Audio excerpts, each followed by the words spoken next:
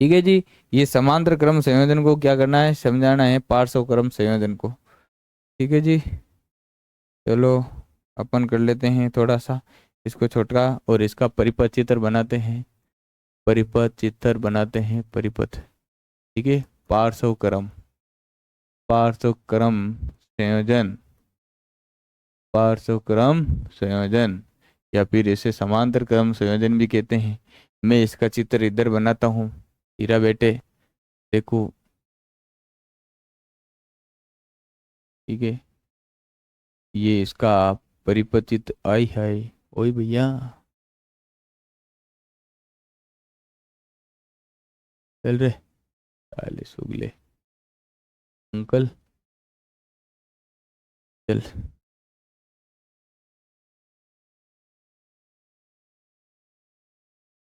तो ये तीन प्रतिरोधक लगा देता हूँ, समांतर क्रम में जोड़ा जाता है तीनों को। ठीक है। किस क्रम में जोड़ा जाता है, समांतर क्रम में जोड़ा जाता है। तो ये हमारी क्या हो गई, बैटरी हो गई, ये प्लस माइनस, और ये कुंजी हो गई। और ये यहाँ पर जोड़ देता हूँ एम मीटर, क्या जोड़ देता हूँ, एम मीटर। और यहाँ पर ये बिंदु है एक्स, और इसका नाम दे देता हूँ वाई। और ये यहाँ पर जोड़ देता हूँ क्या, वोल्टा मीटर, जो समांतर क्रम में जुड़ता है, वोल्ट मीटर। और ये इसके अंदर प्रवाहित धारा है आई, क्या है, आई है। वो यहाँ पर जो ये धारा है, इस समांतर क्रम के अंदर यहाँ पर अलग अलग भागों में क्या कर जाती है, बढ़ जाती है। ये I1 हो गई, यहाँ पर ये इसके अंदर I2, और इसके अंदर हो गई I3। इसका ये प्रतिरोध है R1, इसका है R2, इसका है R3। ठीक है। तो ये समांतर क्रम संयोजन होता है, क्या होता है, समांतर क्रम संयोजन का परिपथ होता है।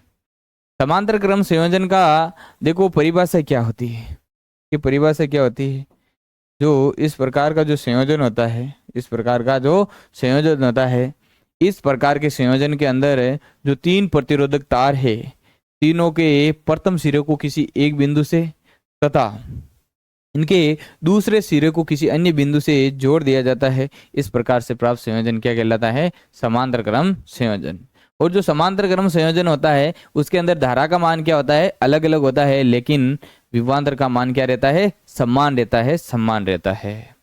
उन्हें परिभाषा एक बार सुनिए कि भाई इस प्रकार के संयोजन में तीन प्रतिरोधक तारों के प्रथम सिरे को एक बिंदु से तथा इनके दूसरे सिरे को किसी अन्य संधि बिंदु से जोड़ दिया जाता है। इस प्रकार से प्राप्त संयोजन समांतर क्रम संयोजन कहलाता है, या पार्श्व क्रम संयोजन कहलाता है। इसके अंदर देखो धारा का मान है क्या कर जाता है, अलग अलग हो जाता है, अलग अलग प्रतिरोधकों के अंदर अलग अलग धारा का मान होता है, लेकिन विभवांतर का मान क्या रहता है, समान। ठीक है। इसकी परिभाषा लिखता हूं, इस प्रकार के संयोजन में, इस प्रकार के संयोजन में, संयोजन में तीन प्रतिरोधक, तीन प्रतिरोधक तारों के, तारों के प्रथम सिरे को, प्रथम सिरों को, सिरे को, सिरों को एक संधि बिंदु से, एक संधि बिंदु से, बिंदु से तथा दूसरे सिरे, दूसरे सिरों को, दूसरे सिरों को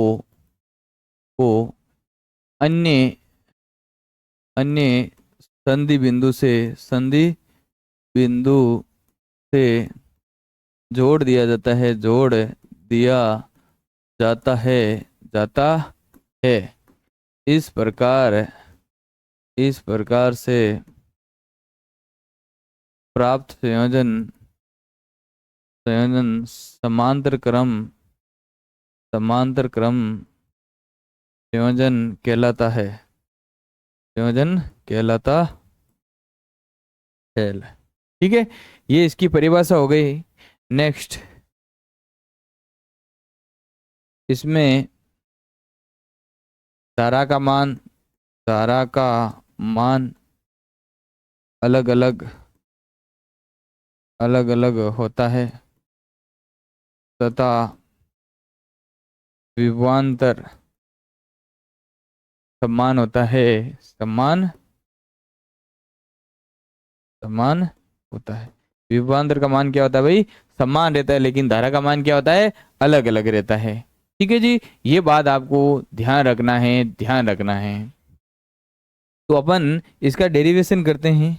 डेरिवेशन देखो, इसका डेरिवेशन सबसे पहले कहते हैं अपन कहते हैं ओम के नियम से। किसके नियम से भाई, ओम के नियम से। ओम के नियम से, ओम का नियम, ओम जी क्या थे भाई, वीर थे। क्या थे, वीर। वी बराबर क्या हो जाता है, आई आर। वी बराबर क्या हो जाता है, आई आर हो जाता है। और आई बराबर क्या हो जाता है, वी बटा आर हो जाता है। अब इस प्रकार के संयोजन के अंदर धारा का मान अलग अलग होता है प्रत्येक प्रतिरोधक के अंदर, और जो अलग अलग मान होता है उनको अपन को क्या करना है, निकालना है, और सबको निकाल के क्या कर देना है, जोड़ देना है। ठीक है, तो मैं कहता हूं प्रथम प्रतिरोधक तार में, प्रथम प्रतिरोधक प्रतिरोधक तार में प्रवाहित धारा I1 है। क्या है, I1। तो I1 बराबर V बटा R1 हो जाएगा। ये समीकरण 1 दे दो, ये समीकरण 2। और इसी प्रकार अपन कह सकते हैं द्वितीय प्रतिरोधक तार में प्रवाहित धारा I2। I2 है तो I2 बराबर V बटा क्या हो जाएगा, R2, समीकरण 3। इसी प्रकार तृतीय प्रतिरोधक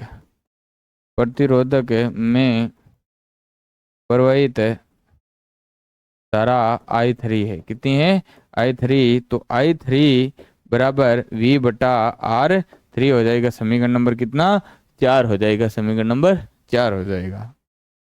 ठीक है, अपन क्या करते हैं, परिपथ के अंदर कुल धारा का क्या करते हैं, योग करते हैं। अतः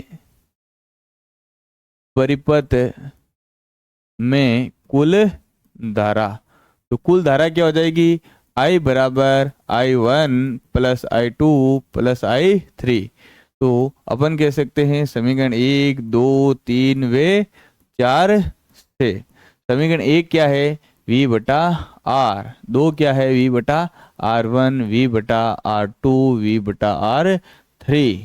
तो ऊपर से अपन क्या कर लेंगे भाई, V कॉमन ले लेंगे, तो पीछे बचेगा 1/R1, 1/R2, 1/R3। तो V से V कैंसिल हो जाएगा, पीछे बचेगा 1/R बराबर 1/R1 plus 1/R2 plus 1/R3। तो ये प्राप्त हो गया अपन के समांतर क्रम संयोजन के तुल्य प्रतिरोध ज्ञात करने का सूत्र। ठीक है, इसी प्रकार n प्रतिरोध है जो समांतर क्रम में जुड़े हो, तो उसके लिए यदि n प्रतिरोधक समांतर क्रम में जुड़े हो, ठीक है, तो 1/R बराबर 1/R1 plus 1/R2 plus 1/R3 plus day 1/RN हो जाएगा। ये इसका फॉर्मूला होने वाला है। चलिए जी, आगे का आज का